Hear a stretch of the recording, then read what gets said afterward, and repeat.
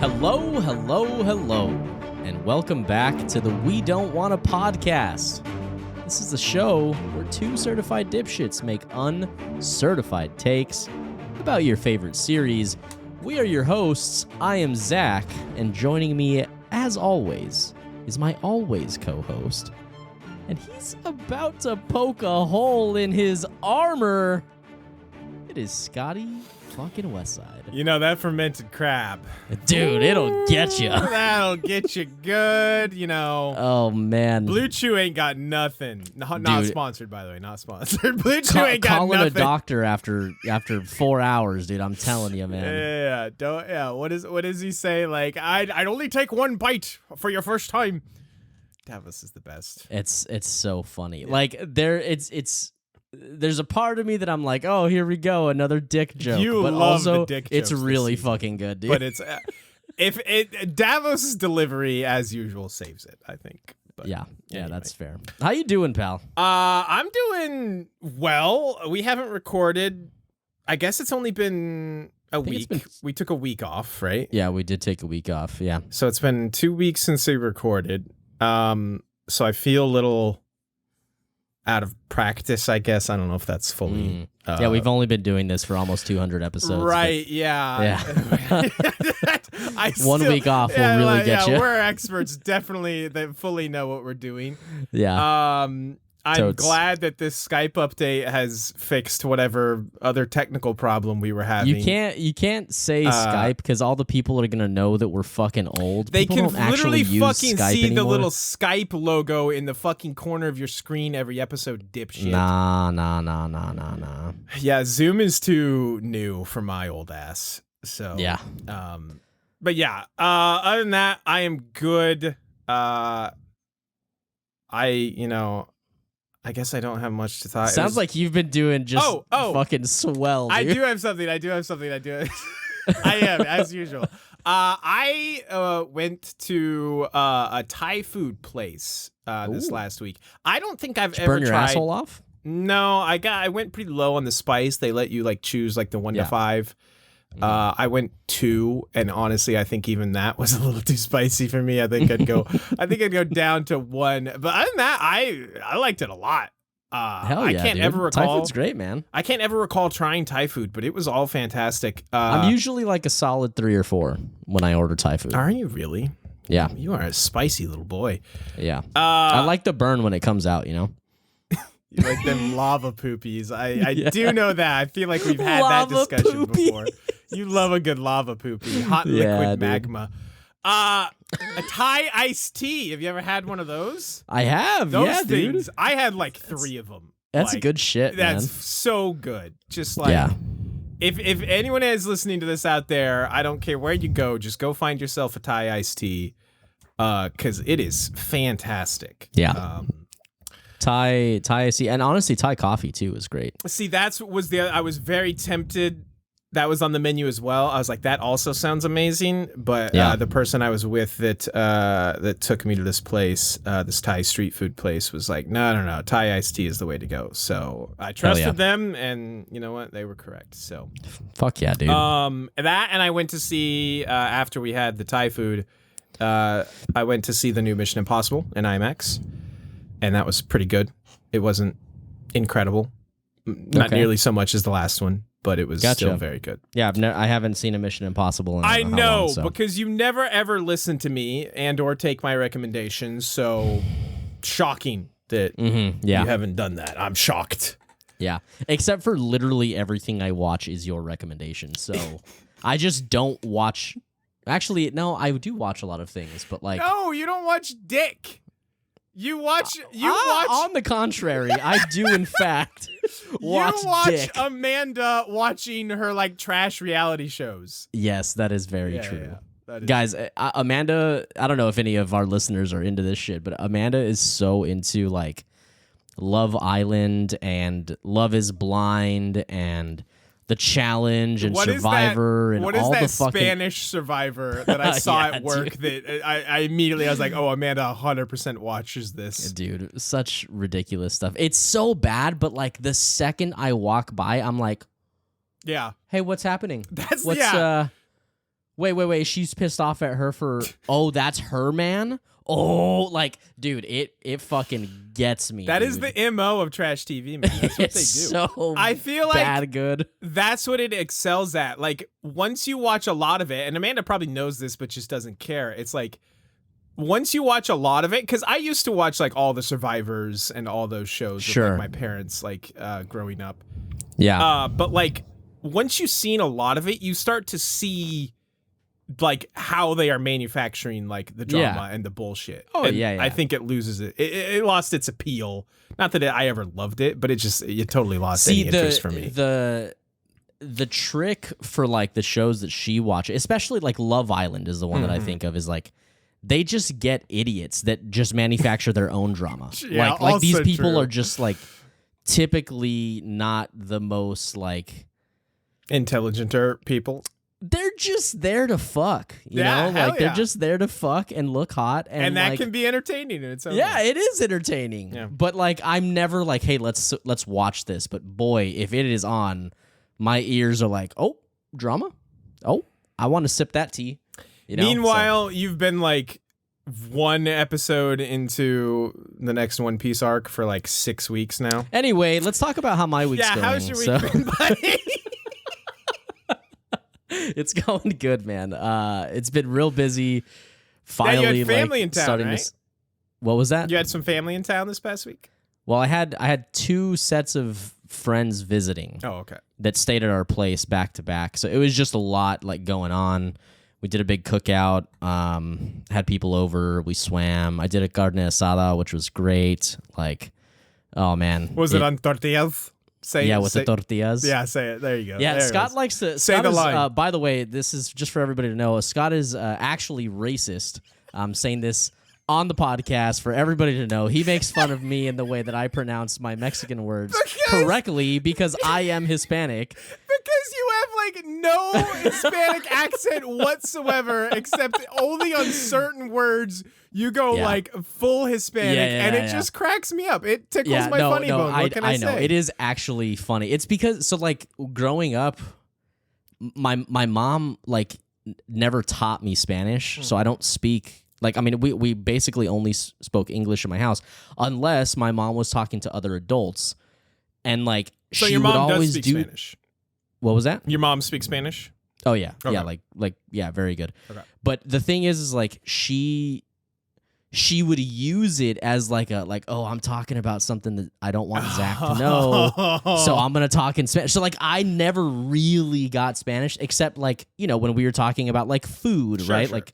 So or yeah, chanclas, or she was hitting you with one of her chanclas. Dude, my mom has vicious aim with the chancla, dude. We've definitely talked about this. Oh yeah, yeah, it's good so stuff. funny. Anyway, yeah, I've been great, man. It was great to see some friends. Also nice to take a little bit of time off of work and just kind of hang out and relax, and yeah, so it's good.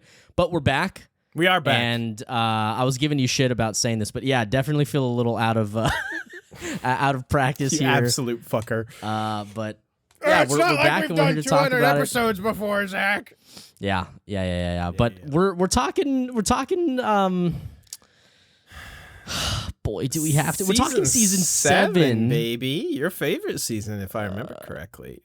You know, it's been a couple weeks, but if I recall correctly, this is your favorite season of Game of Thrones. Of any show ever, actually. Of any show ever, yeah. It's just not fun, you know? This isn't the worst season. We're really putting the cart before the horse here, but this isn't the worst season 7 episode. But I feel like it's just so mid. Yeah, it's just so glaringly average. Yeah. Why don't we talk about it? Let's get into it. Yeah, let's do the thing. I'm gonna kick us off with this recap here. This is season 7, episode 5, Eastwatch. We begin with Bronn dragging Jamie out of the river and asking him what the hell he was thinking. Jamie is pretty shook by the power of the dragons and what would happen if all 3 attacked King's Landing. Daenerys gathers the captured soldiers and tells them, Sean Connery. Yeah, you're welcome. She tells them she's not evil like Cersei at all. Then she tells them to kneel and join her or die. Yeah. Some of the soldiers look like they intend to refuse to kneel. Then Drogon scares most into submission, except for the Tarleys. Tyrion tries to reason with Randall, but he refuses to kneel to Daenerys. Dickon also steps forward, refusing to kneel, and Daenerys has Drogon burn them both. The rest of the holdouts kneel pretty quickly. Jamie gets back to King's Landing and tells Cersei that this isn't a war they can win. No army can stand up to the Dothraki and dragons. He also tells her that it was Olenna that killed Joffrey. Cersei says that it's either fight and die or submit and die, so she knows her choice. Daenerys arrives back on Dragonstone, and Jon Snow gives Drogon a rub. Daenerys looks very jealous. Hey, why aren't you rubbing me? Daenerys tells Jon what she did, and that they can only help people from a position of strength. She starts to ask him about what Davos had said about him taking a knife to the heart, but is interrupted when Jorah arrives to return to Daenerys' service. Up north, Bran sees the army of the dead nearing the wall and sends messages across Westeros warning people. At the Citadel, the Maesters believe it's ridiculous nonsense, and Sam tries his best to convince them it's real and to help. Archmaester Ebrose says it could be a ploy by the Dragon Queen, and they will write back for more information. Ebrose tells the other Maesters he hasn't had the heart to tell Sam about his father and brother yet. On Dragonstone, Tyrion tries his best to justify Daenerys' Bernie tendencies, and Varys says he used to do the same with her father. They still have hope that with the right counsel, she will not become her father. Jon says he must go back to fight when he receives Bran's letter and asks if Daenerys will help them. Daenerys says she can't just give the country to Cersei like that, but Tyrion says that they can convince Cersei the army of the dead is real by bringing one of them to King's Landing. Jorah offers to go, and Jon also steps up, saying they'll need the free folk, and he's the only one who's fought them before. Zach, don't rub your forehead that much. This is great. I don't know what you're talking about. This is so great. Tyrion says to get an audience with Cersei, he'll need to speak to Jamie, and Davos offers to smuggle him into King's Landing. Back at Winterfell, some of the lords are telling Sansa that they should have chosen her as the leader instead of Jon. But Sansa backs Jon up, saying he is the king. For reasons, I think.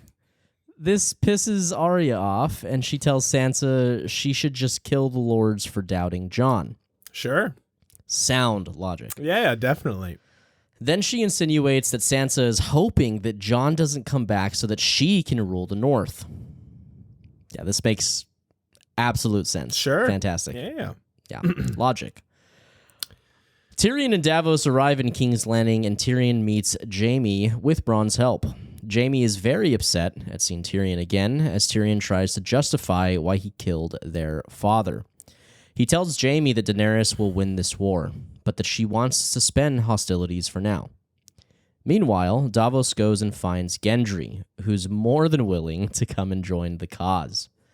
Gendry quickly proves that he's Bobby B's boy by smashing some good gold cloaks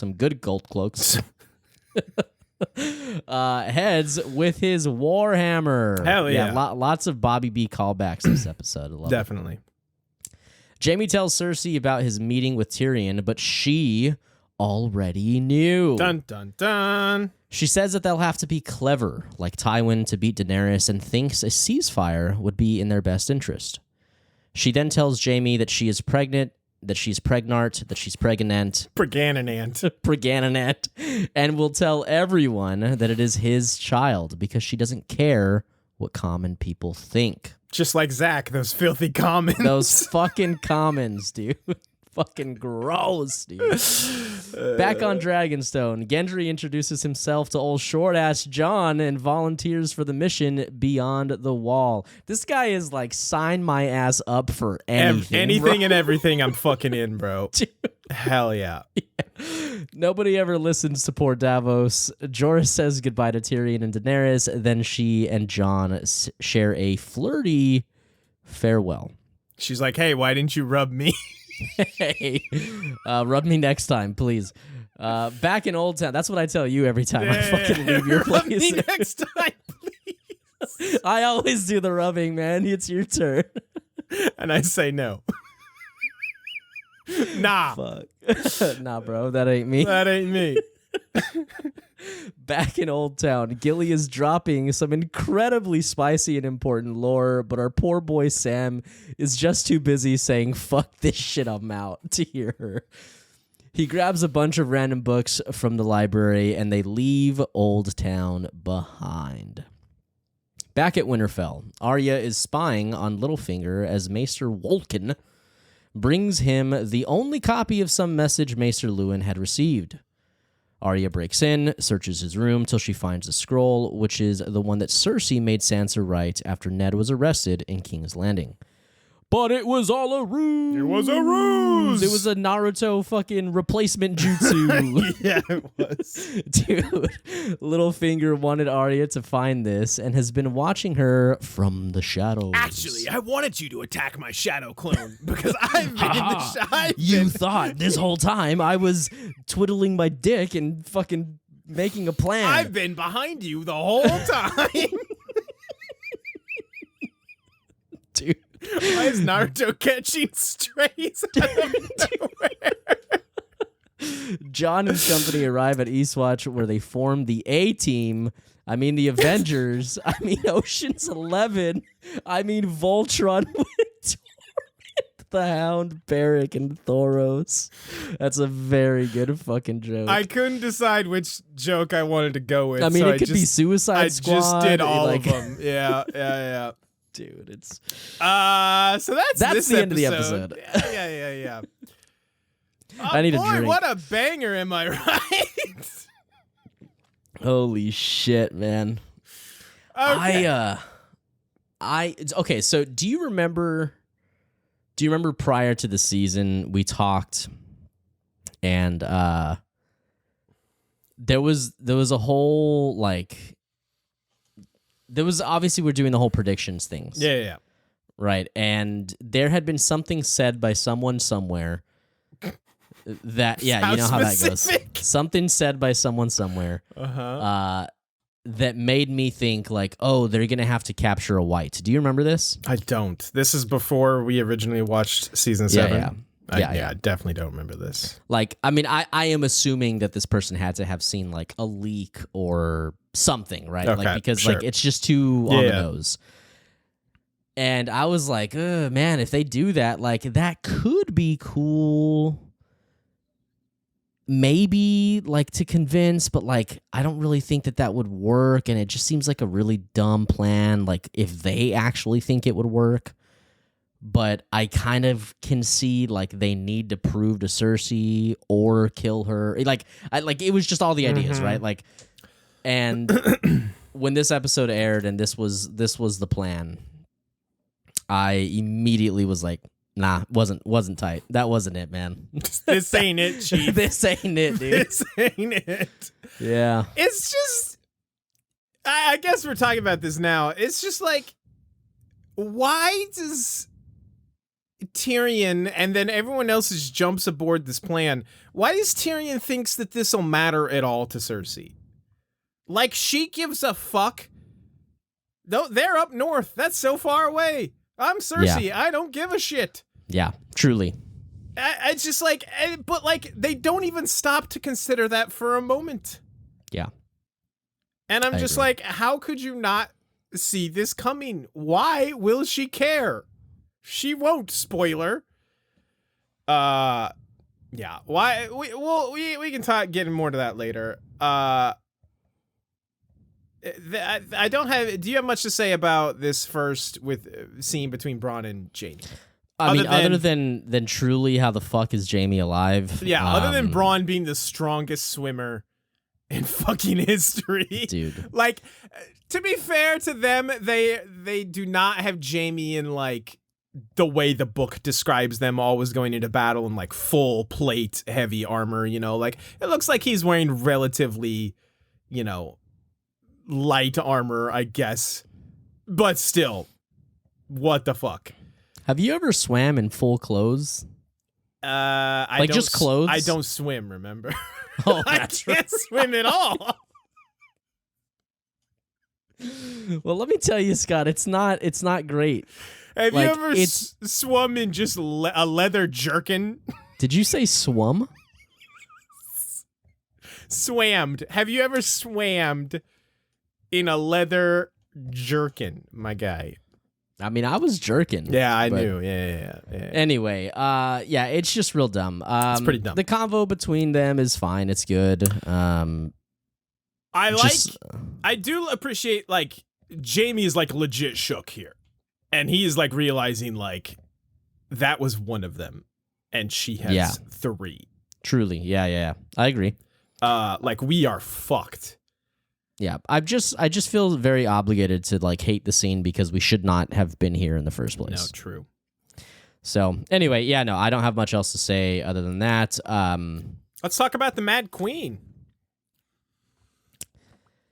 Yeah, let's talk about that. So, okay, this is one of those scenes that a lot of people who root for Daenerys see this scene and they're like, fuck yeah, that's my girl. She did what she had to do. She did what she had to do. Right? Like, and they like cheered on, right? They're rooting for her, so they're excited, they're happy, like she's making this progress and getting rid of her enemies. Yep. And all these things are true and valid, and this shit happens in war. I got no problem with that. Yeah, totally happens in war. I think where my issue lies is just simply like her I guess just like immediate response to situations with violence. Yeah. It's war and it's fine, and you can argue that it's warranted, and that's okay. That's just not a quality that I like in characters, and one of the many reasons that I don't particularly love Daenerys. Yeah. So watching it play out is definitely like let me just add that to the list. You know, like that's how I feel when I watch this scene.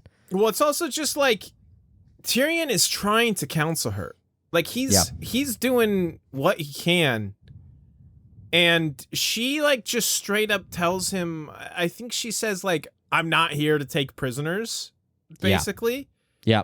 Like, and it's just like, oh, so you're just going to kill everyone who disagrees with you then? Cool. That's called a tyrant. Yes. And the worst thing for me is just that she tries to call Cersei out, and then directly after that, kneel or die. Yes. She pulls the old Benjamin Franklin, join or die. She gives you 2 options, and it's not really an option. It was for Randall Tarly. Hey, listen, you know what? The dude's an asshole, and I will never like him, but you know, I guess I gotta respect him sticking to... I mean, no, not really. I don't really respect... Because he's sticking to his guns for, like, I feel like asshole-ish reasons. Because he's like, you and your savages and all this. And it's just like... Sure. That's also not cool. But it's just like... He does try and, like, save Dickon a little bit, too. Where he's like, no, he's just a stupid boy. Don't do this. Blah, blah, blah. It's just... Yeah, I just don't understand how people cannot see coming what's coming. Like, especially after this. Like, we've talked about the signs for actual years now at this point. Yeah, truly. But after this, it's just like... And then the conversation that why don't we just talk about it now? The conversation later that Tyrion and Varys have, where Varys is like, yeah, I used to say the same thing about her father. Like, it wasn't me. It wasn't me who burned him. It wasn't me who pulled the trigger type situation, you know? Yeah. It's like, I think wild. I think at the end of the day, like, I always have to try and remind myself to like Daenerys is a character that has a role to play, and that is her role. Like that is right. That is what has been set up. That is what has been written. That's what's been showed, and like that's where it's going to go. And for that, like she's not a character that I like love for many of like her, I guess, like the way that she reacts to a lot of things. I just don't really like how she handles much, but like she is what she is. Like she's not a bad character or a badly written character or anything like that. No, like, I have no that. beef with that. It's just like she's not my most like loved character. You know, she's. I just think that a lot of people out there are just not capable of like seeing past separating those things. The love, yeah. I mean, Tywin is an ultra piece of shit, but he's a phenomenally written character. Correct. Yeah. And I like the way that he handles things and the way that he composes himself and just like the, so like I like and appreciate those things, and that's totally fine. And people are okay to like different things and be Daenerys fans. I just don't like. We've said this a million times. I just don't like the oh my god, like there's no like this what is so turn. Wrong. Yeah. So I don't know. Here's just I add this to the list. This is a whole whatever. We should probably stop being so coy about all this shit, but whatever. Yeah, truly. Yeah, we've been so coy throughout this whole thing. Yeah. We pretend to be, but we're really not. Yeah. So goodbye, R.I.P. Randall and Dickon. We hardly knew ye, but the rest of them I did want to say, quick. I do think it's funny how Randall Tarley is like, well, Cersei was born in Westeros, and it's like, well, Daenerys was born in Westeros. Yeah, technically, as well. I think his point is that Daenerys has spent none of her life in Westeros. Yeah, and then he goes like something about like she actually has like a claim to be here, and like I don't know that I necessarily feel like Daenerys has a claim to at this point. She's too I guess rulers removed now. Right. But it's just funny because like, dude, this is war, man. Like, you could just be like, yeah, you know what? You're going to win. Yeah. And, Cersei sucks, so, because she's a dick. True. Yeah, True. Whatever.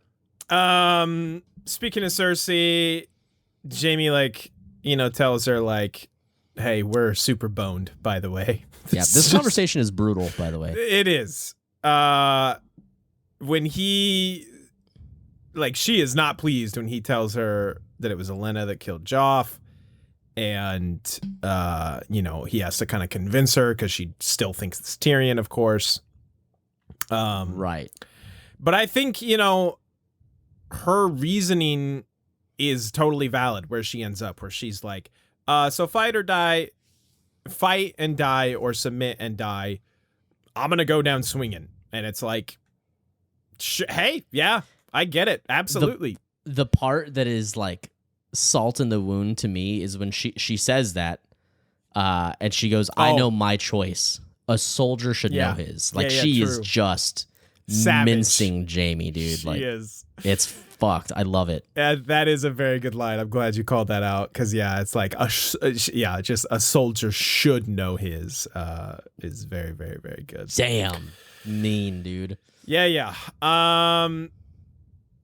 So then back on Dragonstone, I guess, this is where Daenerys is trying to justify to Jon, why she's doing this or why she did this, I guess. Yeah. I can totally respect her.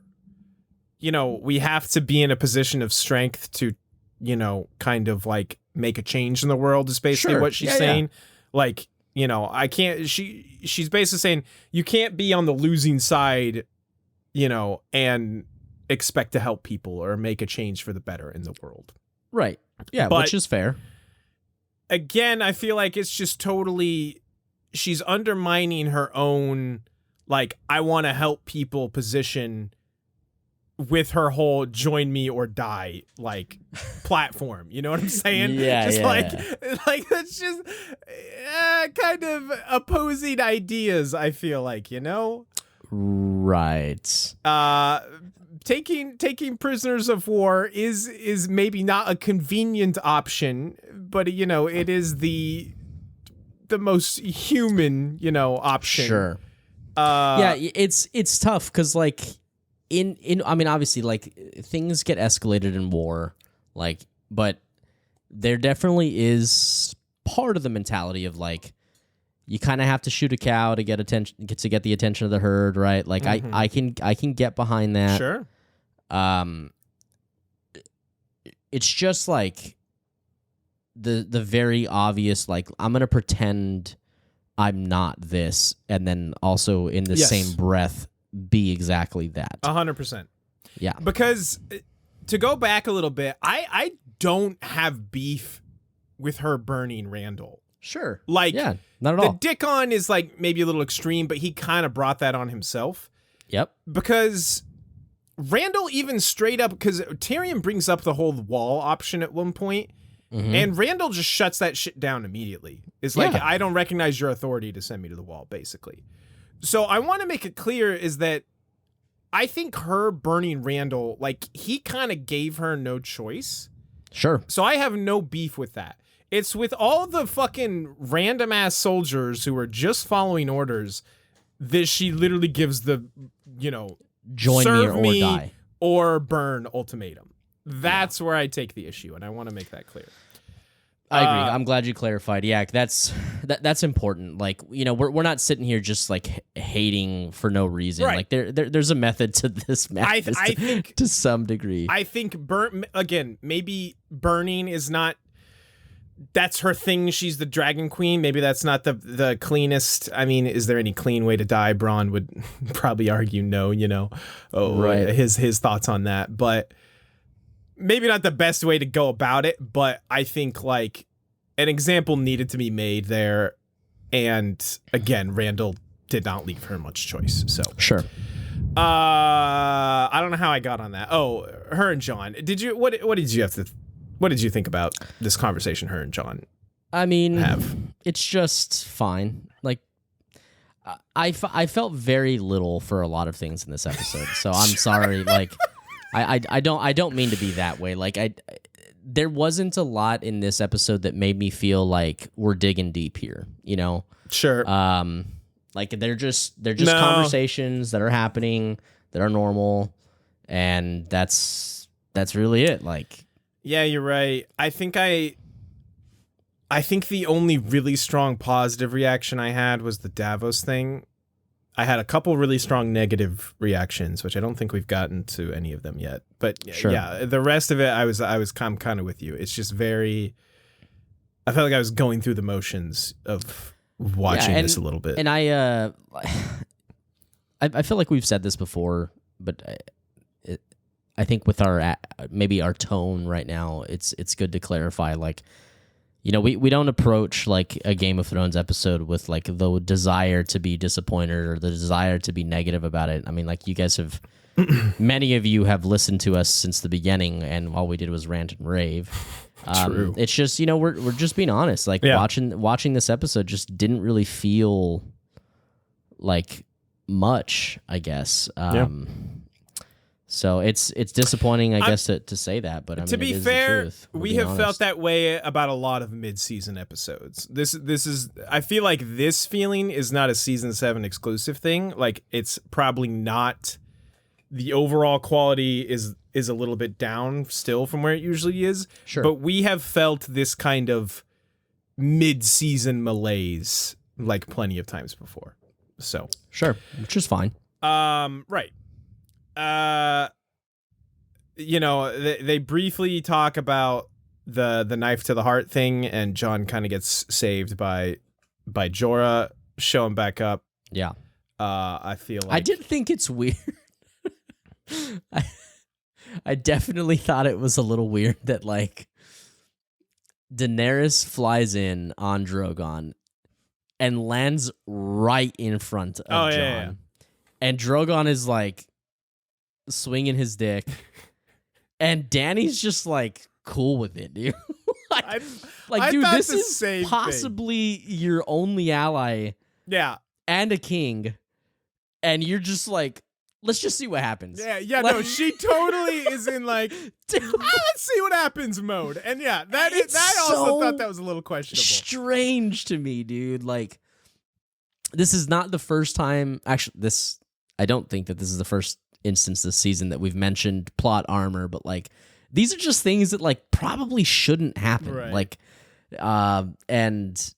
and then she gets all butthurt when he's like, "That's not what I would have called them." Like, you know, like about beauty. She says they're like beautiful or something, and he's basically like insinuating like, "Oh, they're fucking terrifying." Actually, yeah. All those people you just burned would probably say the same. And she looks at him all offended, like, "How dare you? Those are my babies." And he's like, right.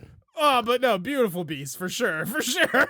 Yeah, like I also don't entirely buy that Jon would just be like, "Hey, let me see if I can touch it." Yeah, dude. Yeah. Like, it's just so in your face. Like, seemed to come out of nowhere. Yeah, dude. It's things like that. Just like this just doesn't seem plausible. I agree. Whatever. So Bran has his little vision. I think I already brought this up, but the meme of the crows like with dragon glass taped to their heads. I think this scene is where that originated. Which is very funny to me. It's very good. But then we go to the Citadel. By the way, first time we've seen Eastwatch. Looks cool. Oh, true. Yeah. Yeah. Like it does look really, really cool. I could not tell you what it looked like at all. I was probably writing notes. If you say it looks cool, I'll believe you. Basically, like the scaffolding and like scaling like up the wall. Like it's just I don't know. Look cool. Okay. Hell yeah, I'm here for it. Bless Sam, because he really gives it the old college try, as they say, to really try and convince them. Like he's fucking nobody in this Citadel, and he has come a long way as far as like standing up to people, you know, speaking his mind. Yep. And I love him for that. It does, you know, it basically effectively does nothing, but he tried. Yeah. And I appreciate that. This scene reminds me, like, this makes me feel like how, like, this is how corporate, like, executives talk about, like, the quote, issues of, like, their people and their fucking, like, employees. Dude, you say that is very, like, accurate, too, because the part at the end that killed me when they're all just like, "Oh, remember when this fucker said that," or whatever, and like they bring up this guy like Lodos, I think was his name, and Ebros at some point just goes, "Ho ho ho, Lodos," and just like shakes his head and laughs, and that was like the funniest shit ever to me. Like that fucking idiot. That's the Lodos. most corporate shit I've ever seen. Oh my dude. god, yes, so true, so true. Oh, Lodos and accounting. Fucking Lodos. That fucking. Remember that guy? What an idiot. Yeah, dude. I fired his ass so hard, dude. We didn't even give him severance. Dude, that's exactly that conversation, dude. That's so funny. You're Remember so when right. that guy asked if he could get a severance? What a fucking idiot, dude. Remember when that guy wanted the weekend off because his wife was giving birth? What and an I fired idiot. him instead. I gave him the whole forever off instead. Dude, so is. Holy shit, Oh, man. also, I didn't even tell my assistant his family died, by the way. Dude, this just gets better and better. I love this lore. Hey, did you tell your secretary that his father and brother were murdered? Man, I want him to finish his 40 first. Nah, I don't have the heart. I want him to get his hours in before I want him to get his hours. It's best to give people bad news on a Friday, you know? Dude. Holy shit. Oh, boy. That is so accurate. Anyway, anything else about this scene? Let's hit the other Old Town thing while we're here. Yeah. I bless Gilly, by the way. Dude, she's just a beacon of positivity. Sam is slowly, maybe very quickly, losing his mind. Oh, yeah. And she's just fascinated with this dude's bowel movements and how many steps there are. And it's 15,782 shits. I mean, steps. I love this scene so much. Dude, it's very funny. Not only because we actually do get some very juicy, spicy lore that I'm sure a lot of those filthy commons that you hate completely goes over their heads. Completely goes over their head. Because it completely goes over Sam's head, to be fair. Yeah, Sam's a common. Yeah. Fuck you. He hasn't watched the show. He hasn't. True. He's only in it for the dragons. But also just I found this scene very charming and fun. So I enjoyed this scene quite a bit. Yeah, for sure. Why don't you talk to us about this lore that Gilly drops? Yeah, so we learned a little bit about a Prince Rhaegar, as she says. Prince Rhaegar, yeah. Huh? Prince Rhaegar, yeah. Yeah, Rhaegar. Yeah, so she's basically talking about this maester who was around during the time of Prince Rhaegar Targaryen, and who was King Aerys, the Mad King's son. And she's like, hey, what's an annulment mean? And Sam quickly and annoyedly explains an annulment is basically like when you set aside your lawful wife to take another. Yes. Right? It's a divorce. Yeah, basically it's a divorce without it being a divorce. I don't fucking know. Without alimony, it's like a Mormon divorce. It's like a sure. It's like soaking. It's like doing it, but not really doing it. Yeah, true. True. It doesn't count. It doesn't. It's like, hey, we don't get divorced, so we'll just do an annulment instead. Exactly. And she's like, yeah, so he did that in secret. And also married. And then Prince Rhaegar in secret. Yeah. And then Sam kind of cuts her off with his spiel. I don't give a fuck. The 7,000 shits or whatever it was. Yeah. Which is juicy info for us non-commons, if you will. Extremely important stuff. Yeah. Because I mean, are we dropping the bomb here? We've already talked. Let's just say it might lend some legitimacy to a certain bastard, that we all know and love. Mm-hmm. I don't know if you want to talk about it more than that. Can I just say the other thing that cracks me up about this scene is just I want to know the like criteria or what the rhyme and the reason is for these books that Sam is just randomly grabbing as he leaves the Citadel. My dude is just pulling shit off the shelves seemingly with not checking it or having any idea what it is whatsoever. And I just think that's hilarious. Yeah, I don't know. He must have like an app or something. He has an app. He invented that Dewey Decimal like QR system, codes, man. like, yo, this one. Yeah. For sure.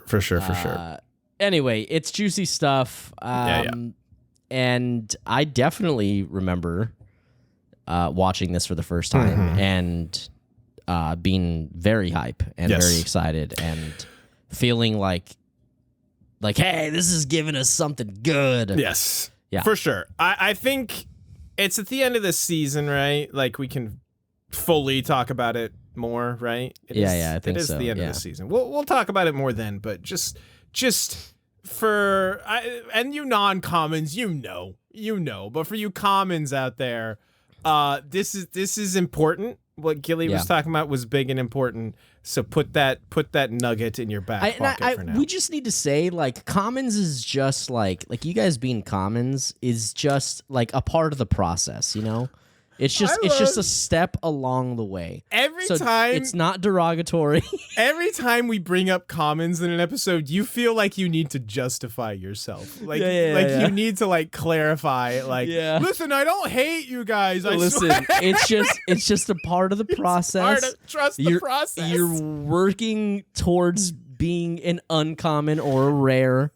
Right, Zach says, "Trust the process out here." Trust the process, dude, and then go talk to your executive about your weekend off or some shit. Just trust the process, man. Fucking hell. Where were we? What's happening? Isn't that some shit when like your boss tells you just trust the process? Fuck off, man. I'm taking the day off. Yeah. You probably told me that before. Trust the process. Oh yeah, I definitely did, dude. I used to sip that Kool-Aid so hard, bro. True. I fucking hate you. Yeah. Fair. I hate me too. We kind of briefly talked about it. Did you have anything more to say about this Tyrion and Varys scene? No, I mean, like it's like hold on. We're talking about there's only one Tyrion. Yeah, Varys where scene. Varys is saying like, I did this. I went through this whole song and dance with her father too. Yeah, I mean, it's definitely like Varys is kind of showing some signs of like, I kind of did this. Yeah. And this ain't great. I've seen this show before. Yeah. Right. Yeah. So he has read the books. He's been paying attention to the signs. Yes.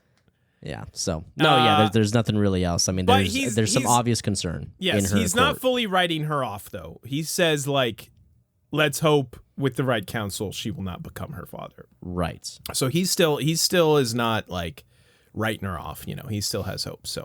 But he's worried. He is worried, and I think that's valid. So Jon gets letter and is like, I gotta go. No, actually, maybe the best part is that he's like that was actually like, genuinely funny. Did you read it? And he goes, it's a sealed scroll for the king in the north. For the king in the north. And Tyrion like kind of abashed, like looks away like shit, man. He's like, so what did it say? Dude, yeah. It's very good. That was genuinely very good. That was very good. Well done there. Props for that line because that was very funny. Yeah. So yeah, Jon's like, I gotta go. Hey, are you gonna come help me fight? Like, we are here now. This is happening.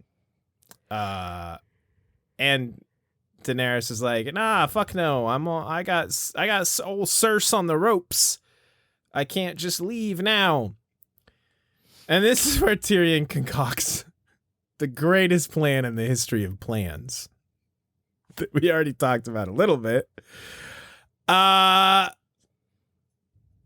it's just, why are they still listening to Tyrion? Tyrion has misjudged and miscalculated like what his family is going to do ever since they fucking got back to Westeros. But everyone Tyrion's been taking them L's, man. He has been holding all of the L's. His back is breaking from how many L's he's holding, but they're all just like, oh yeah, well, okay, I'll have to go too then. And it's just like, wait, what? Yeah, dude. Why is no one questioning this plan? What baffles me is that Jon gets this letter and is like, I need to get back to Winterfell now. Yeah. Tyrion mentions this plan, and Jon's like, you know what? Going into the north with a small band of people, coming back to prove to Cersei, hopefully, then going back, that's the move. Not going back to Winterfell, which was his initial want and need. Yeah. I'd like if he through conversation and deduction came to that, like, this is what needs to happen, I don't think I'd love the plan, but like, okay. But what just gets me fucking going is that Tyrion presents this and no one questions it. That's my biggest thing. Everybody's like, hey, that might work. Let's give it a go. I feel like they don't even do that. Everyone just accepts it I'm without giving it way more credit than it deserves. You're giving them more credit. It's just everyone just kind of like it's bad. Just jumps to the next step of the plan, and I'm sitting over here like, wait, can we hold back up like 5 steps? Can we talk about this plan as a whole? And they're like on part 6 of their 10-step plan, and it's just like, we love Jon for his willingness to like lead from the front and always be the guy that steps up and is the first to put himself in harm's way.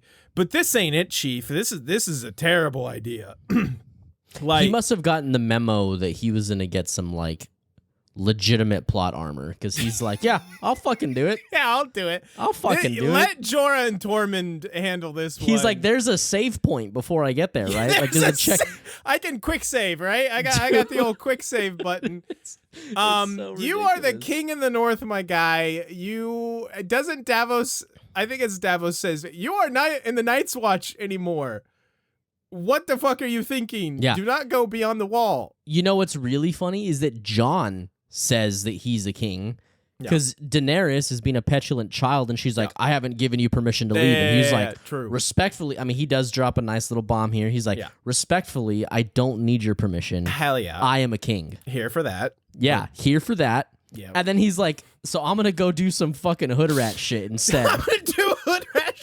Get fucking Ed and Tormund and Jorah and all the rest of those A-team fuckers up there if they want to go handle this for you, my guy, because this is an objectively terrible idea for you to go. And I know you've got that Valyrian plot armor, but my dude, this is just not the play. You know what else is absurd? What? Is it none of them took any dragon glass weapons.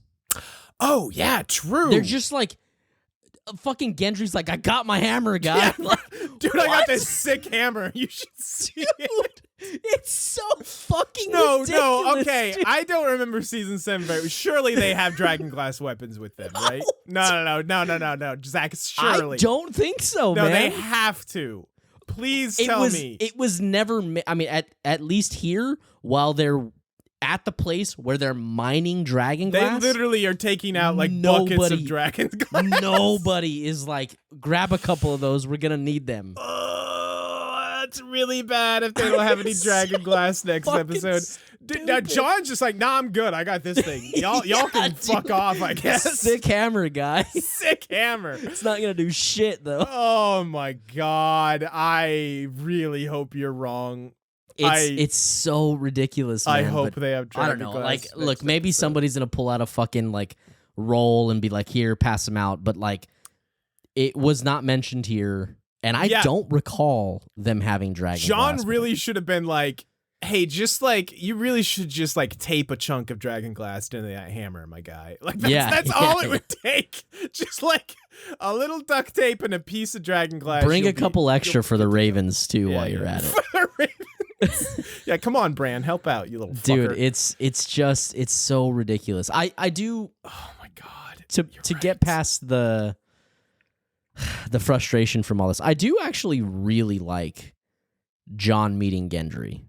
Yeah, I do too. I really like that scene. Yeah, no, I got no beef with very that. season 1, episode 1.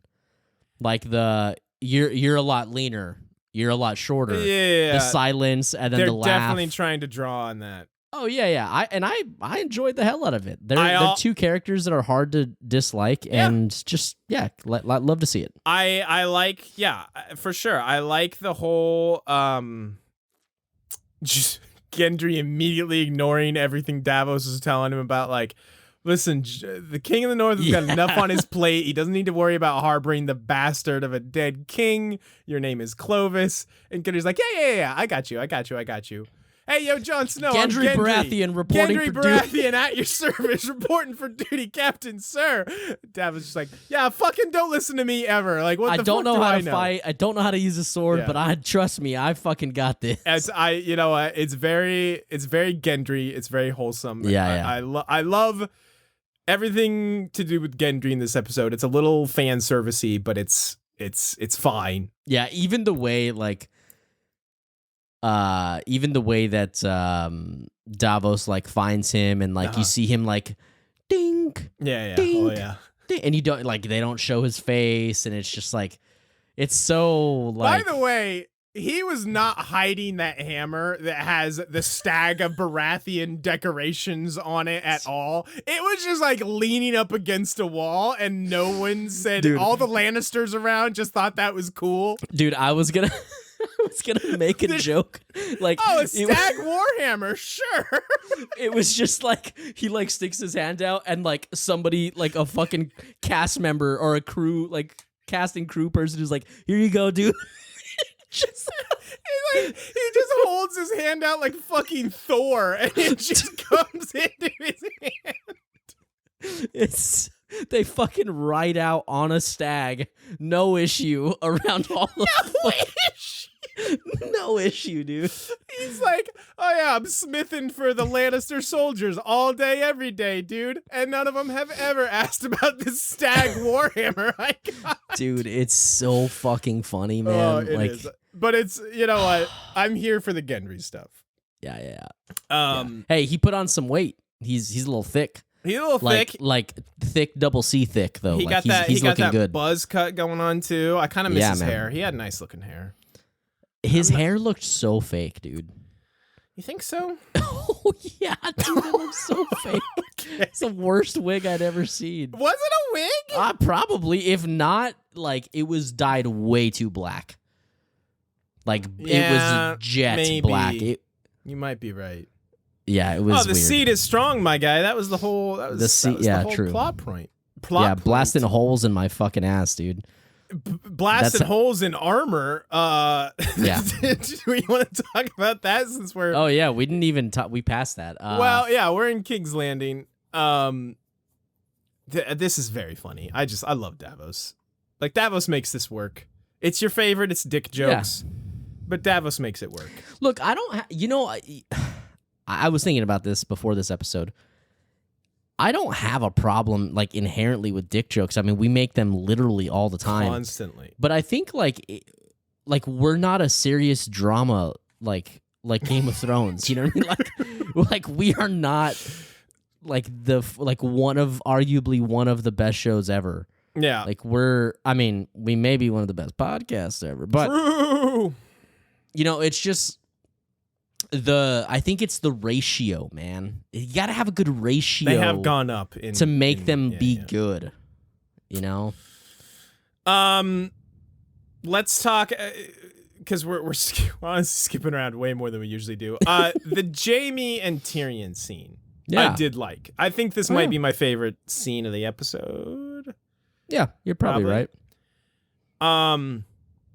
Jamie does not say much. Jamie has like 2 lines in this scene, which I think is appropriate and good because it's he physically says a lot. Yes. And Tyrion is saying a lot because he is like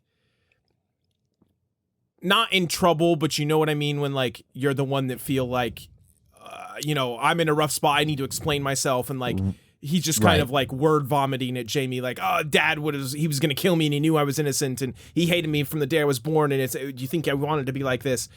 And it's just a lot of emotions spilling out of Tyrion, and Jamie is just kind of like quietly just seething and angry. And it's really good. Like, both, I think the performances are excellent. I love how Jamie is just like, don't talk about father, is one of the few lines he says here. Yeah.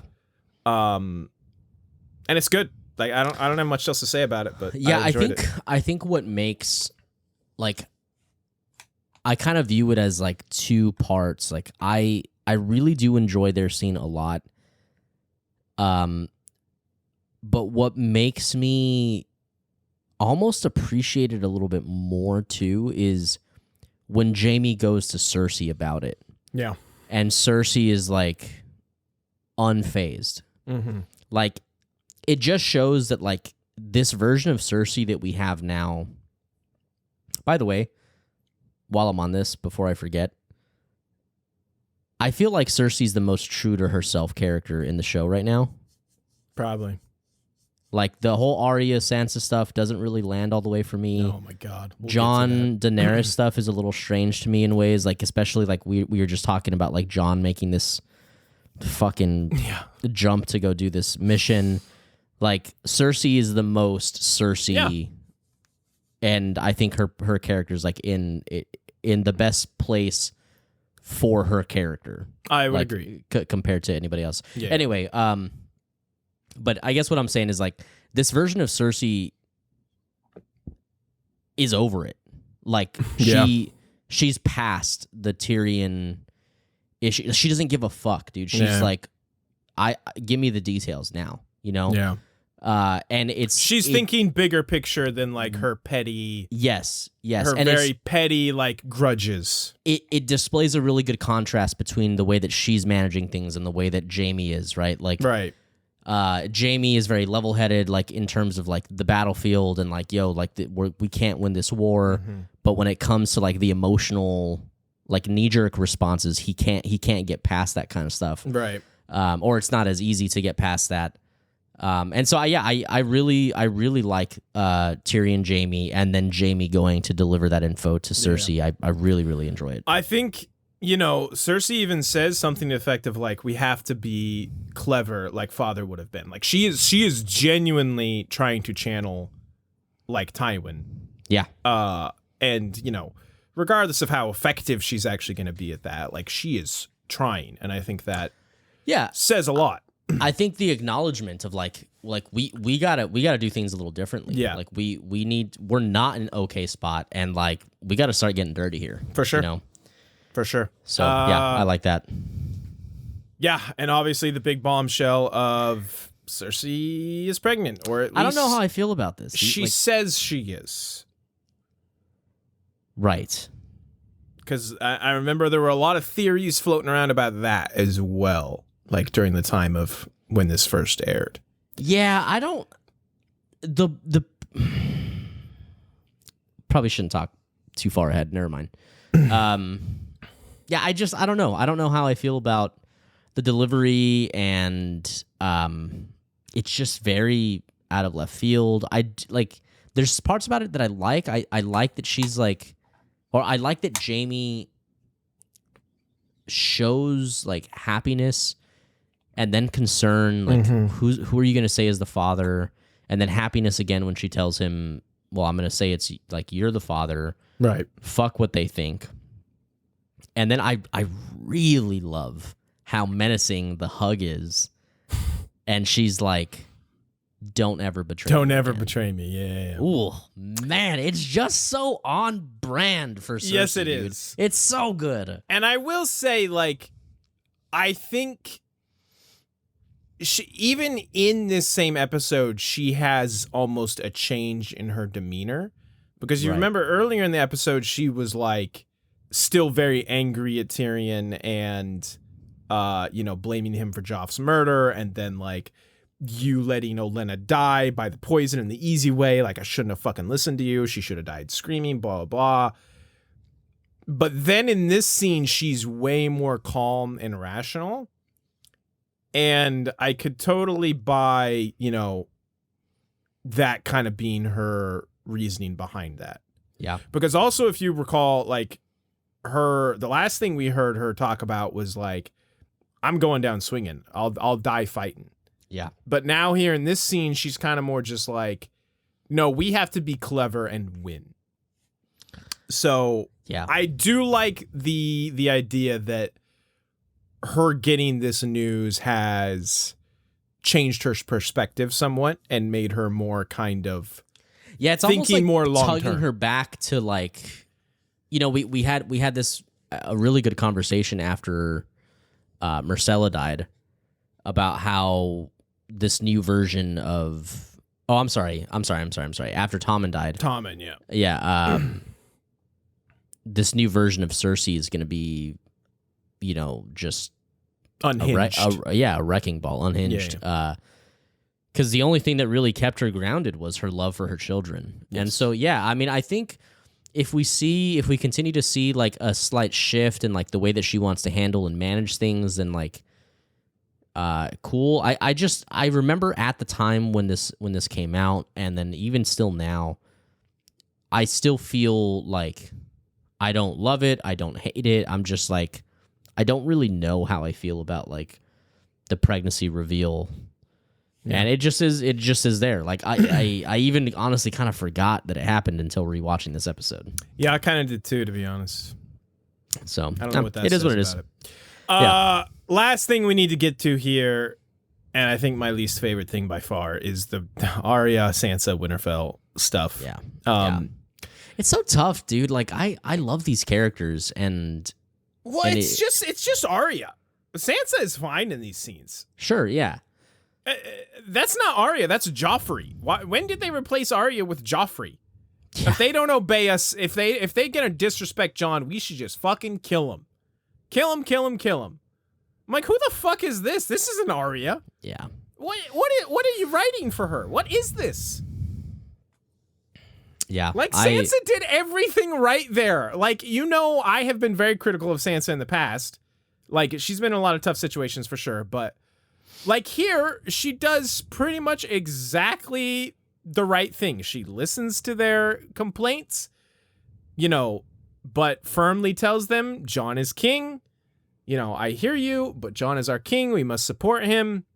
He's doing what he thinks is right. He's doing what he thinks is right. And then Arya, Joff Jr. over here is like, no, we should kill those dudes. They disrespected Jon. The only way that this makes sense to me is if they both know about Littlefinger now, which I do not think that that's the case. Right. That's okay. So that's the thing I wanted to bring up, because both of their conversations. Well, no, I guess they just had the one conversation, right? Yeah. Where then Arya, basically implies that you don't want Jon to come back so you can rule the North. The only way this makes even a tiny bit of sense is if they are literally putting on an act for Littlefinger. For Littlefinger or Littlefinger's spies.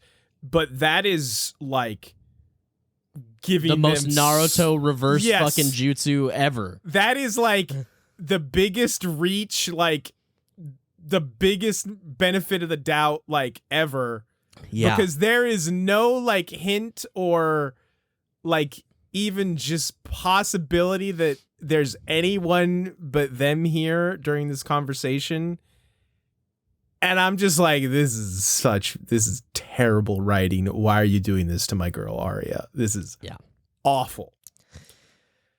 Okay, so I do want to make sure I get a chance to express this. Like, I don't think that, like, driving a wedge between them is far-fetched. No. Because they've never had a great relationship. It's the way they do it. Yeah, that's what I was going to say. Like, if this needed to be a plot point, that would be acceptable. I guess is what I'm saying. I think it's just the delivery. Like, it just seems like real. They could have used a lot of these things, like the letter, like they definitely could have used a lot of these mechanics to make this happen. I just think that the way that it was gone about was a little, just kind of missed the mark, and wasn't very considerate of like who these characters are and like how they would handle this situation. I completely agree. If they wanted this to be the plot point and what's going on in Winterfell here, I think that's definitely doable. And even with some of the setup, the pieces you have in place could still be done. It's the execution is fucking terrible. Like, I truly hated that Arya and Sansa scene. Like, I'll say this, like, Littlefinger, like, kind of starting, or like at least showing the audience that he's kind of driving a little bit of a wedge between Sansa and Jon works, in my opinion. It's there, and that's because they put in the work. And we've seen that, and we know that that's what he does. That's his specialty. Right. So it's totally believable that he would then do it again with, maybe some success with Arya and Sansa. But it's just like so nonsensical the way that they chose to go about it. It's like Arya is not like a bloodthirsty, like, it just doesn't make any sense that she comes in there hot, like, hey, let's kill these fuckers. We don't need them. We don't need them. That's why is she suddenly Ramsay Bolton? Like, what? Very stupid. But the other thing I was gonna say, this is a very specific. You should know what I'm talking about here. I feel like Arya does the chopper technique of hiding. where he does it backwards, where he's always like has a tiny little bit behind a wall and the rest of his body is out. That's Arya hiding. For her being a magical assassin, like she's just like standing fully in the open watching Littlefinger. He'll never see me. Yeah, he'll never see me. If I stand perfectly still. I've been watching a lot of D&D lately, so like also her like going up to the door with her like pickpocket tool, or I'm sorry, with her like lock picking tools. Mm-hmm. I'm like, oh dude, like she's got really high dex. She's able gonna to fail the roll, dude. I know, man. That's how it is, dude. It's just so. I don't know. It's just strange. This whole interaction just fucking weirds me out. She rolled a 20 on that room search. I would have never found that shit. Dude, like, stuffed in the mattress. Fuck off. Come on. Yeah, man. She had advantage on that roll for sure. Yeah, definitely. And last thing, real quick. They get to Eastwatch where they form Voltron.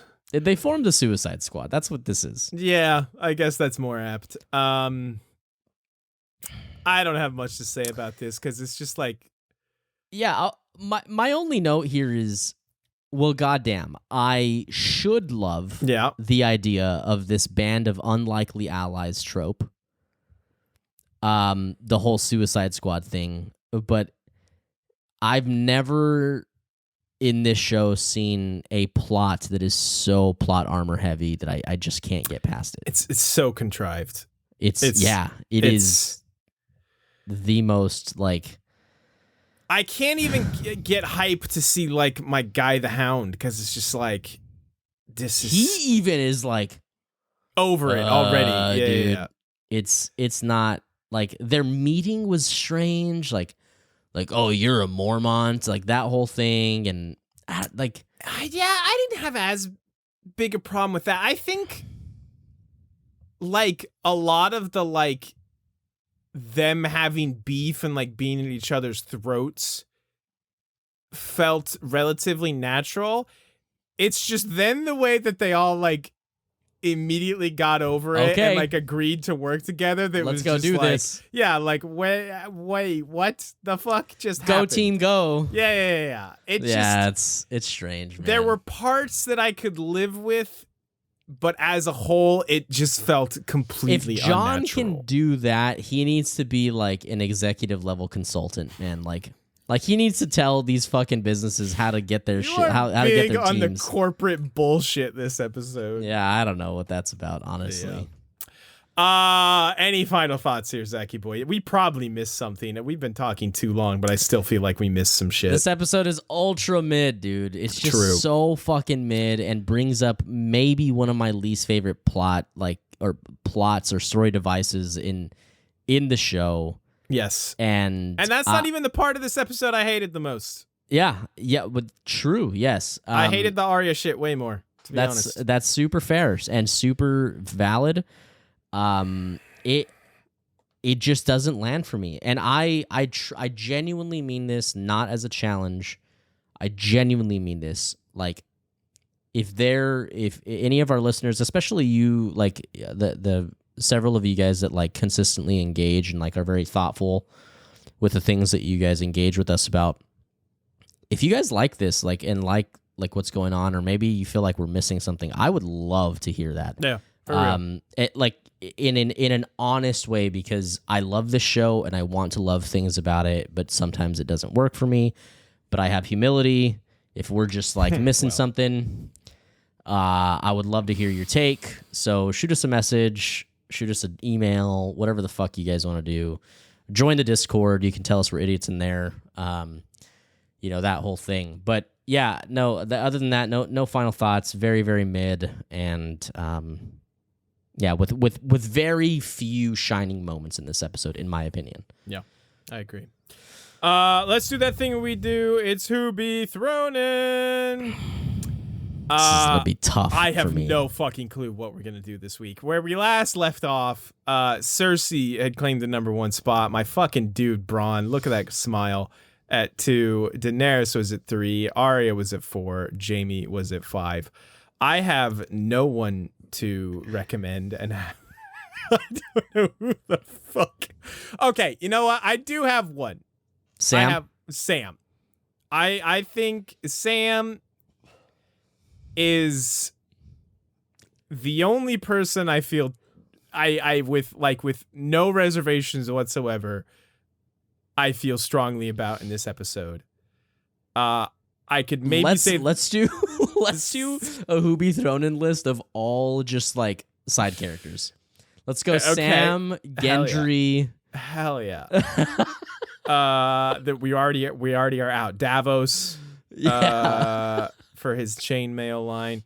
Okay, in seriousness, no, I think Cersei has a strong case to stay. I mean, yes, she does, but also like she just got fucked up last episode. She did just get absolutely smoked. So man, I don't know. Arya can come off for sure. Arya's not making this list. Yeah. Bronn did. I mean, he dragged Jamie out of the stream. Sure, yeah. Zach, I have never been more at a loss on a Who Be Thrown In list than this episode. Okay, all right, hold on. Let's help me out here. Let's be real here. So, Jon? Possibly Jon. That's what I'm thinking. Like, let's think like accolades and accomplishments this episode, like not how dumb we think the plot is. Okay, fair. So Jon touches a dragon. Let's start there. Doesn't get eaten by Drogon. True. WW Jon Snow. Big W. Touches that dragon. WW Jon Snow. You want to touch my dragon, Scott? Oh, always. Daenerys all the scales, wanting to it's all crusty too. Touch his. Fuck you. It's all crusty, like fucking dry skin flaking off. I hate you. I'm shedding. Daenerys just wanted to touch Jon's dragon. Truly, a bad dragon. What? Does it's like bad man? He's a bad man. Nope. Shut the fuck up. Dragon. I'm so done with you. Jorah? He gets back to Daenerys and he's on this expedition now. He volunteered. Good for him. Sure. Okay.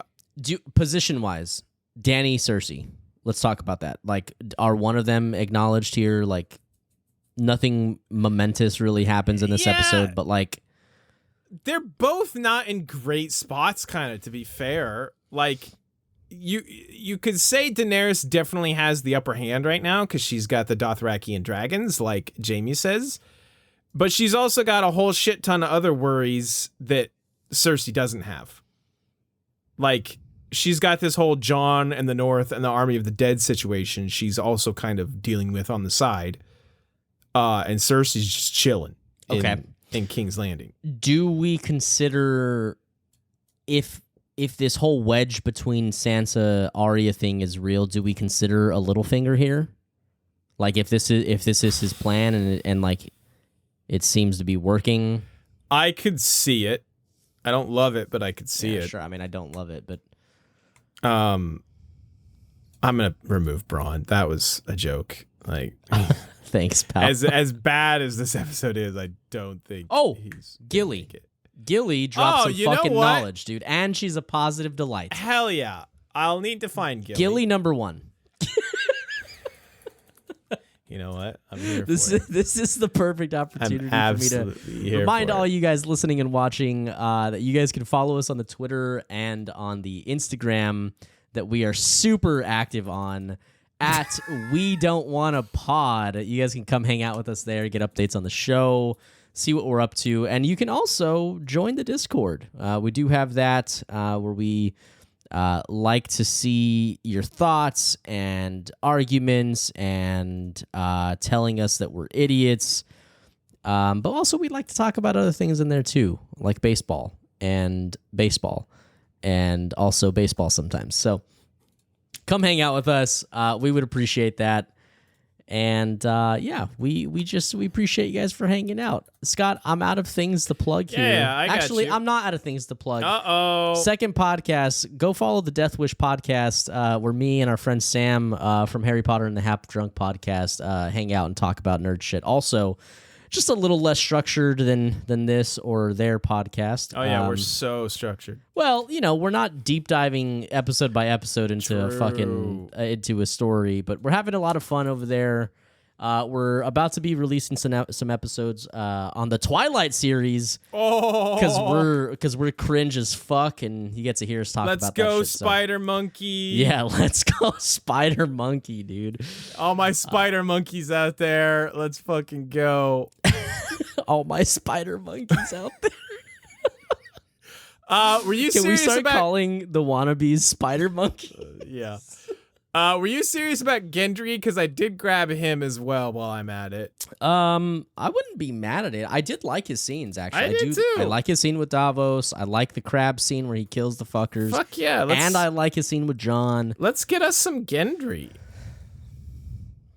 He's looking hot. He does look pretty hot. He looks all man. hot and sweaty. Oh, dude. Gendry does know how to get hot and sweaty. He definitely knows how to get hot and sweaty.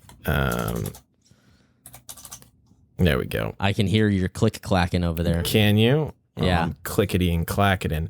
Okay. We have too many candidates. I can't tell you enough. This gets me every single time. What? I adore that in our videos you are live editing and cropping these fucking pictures.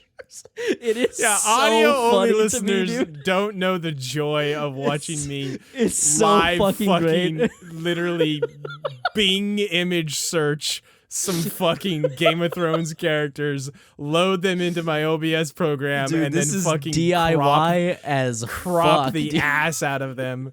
I gotta crop Gendry's ass out of this photo. Producer who needs that. Fuck that shit. Yeah, dude. fuck that shit. DIY, man. I am the do-it-all man himself. Okay, let's start putting some of these fuckers up here.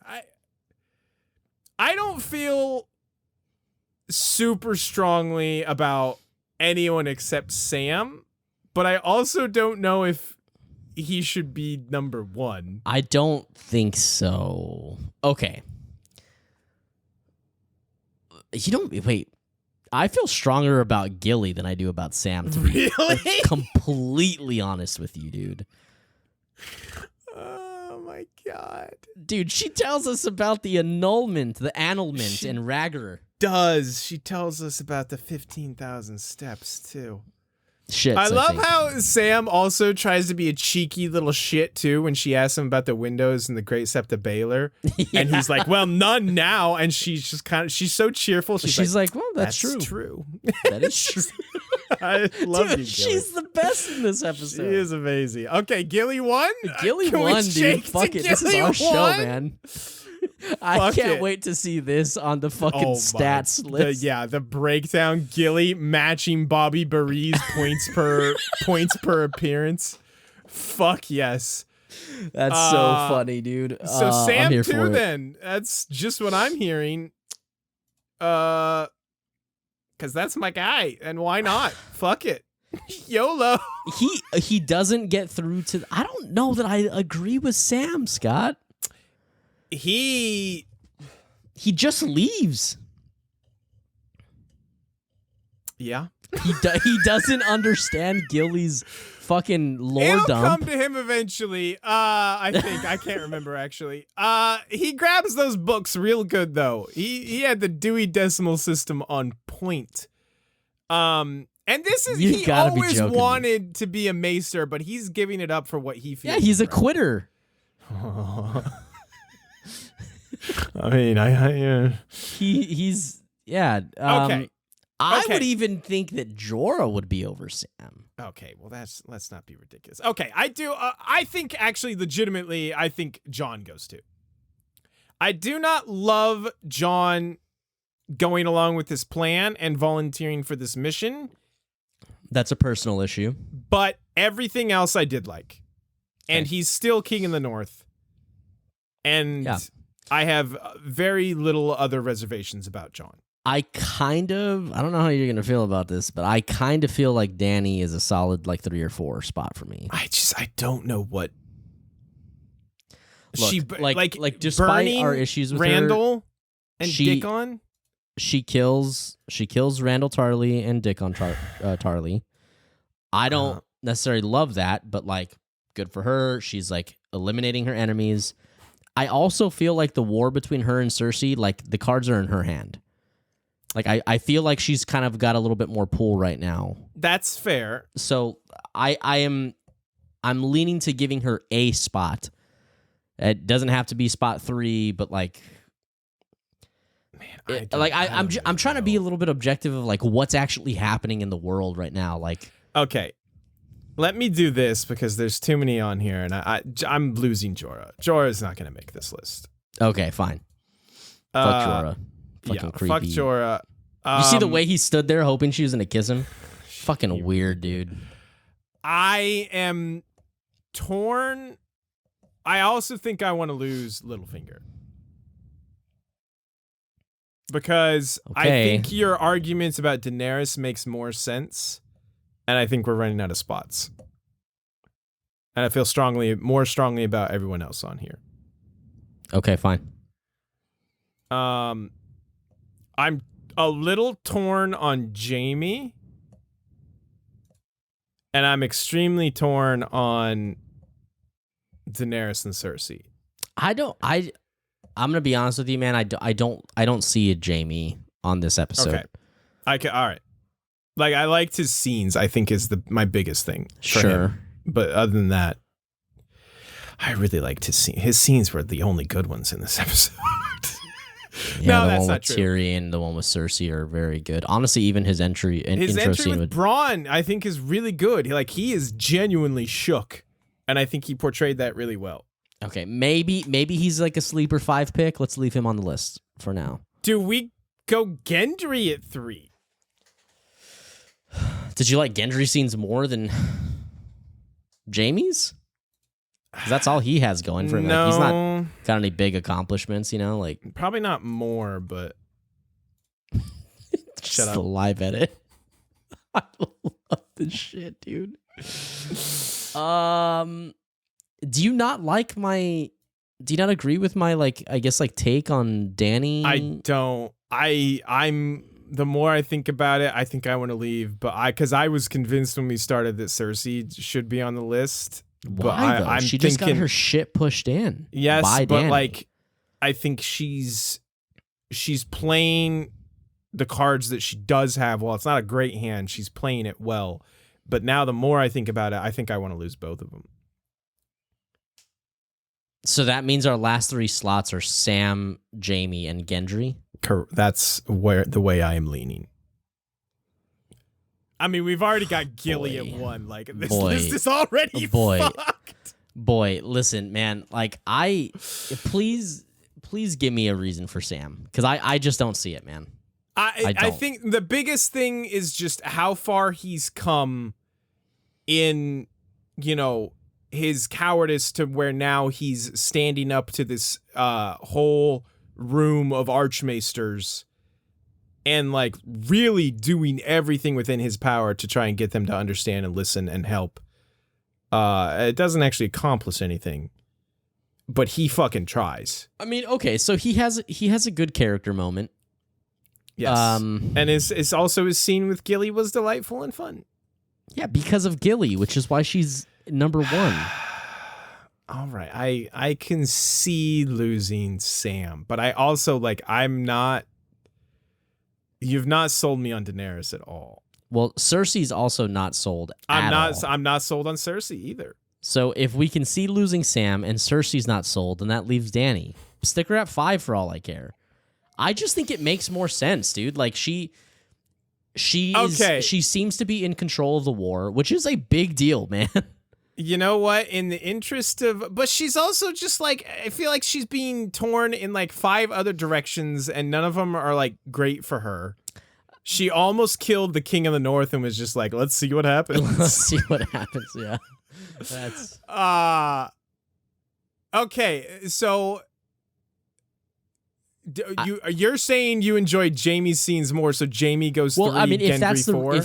If the reason that we're nominating both of these two characters is because of their scenes, not because of their accomplishments, then yeah, Jamie's scenes are better than Gendry's. So let's go Jamie, Gendry, Dany.